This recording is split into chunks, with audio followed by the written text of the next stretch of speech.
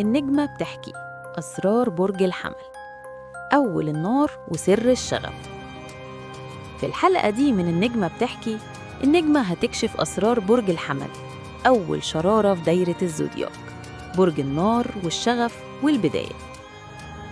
الحمل دايماً سابق بخطوة، قلبه بيتحرك قبل عقله، وسره الكبير إنه بيحارب علشان يعيش بطريقته هو، مش طريقة حد تاني.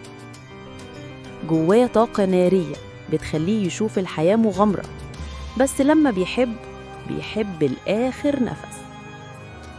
بس السر اللي محدش يعرفه عن الحمل إنه رغم اندفاعه عنده قلب حساس جداً، بس محدش بيشوف ده غير اللي يدخل جوه دايرته الصغيرة. النجمة بتهمس ليك يا برج الحمل، اتعلم تهدي النار من غير ما تطفي الشغف، لأنك أول النور وأول البداية. تابعوا النجمة بتحكي علشان تعرفوا باقي أسرار الأبراج.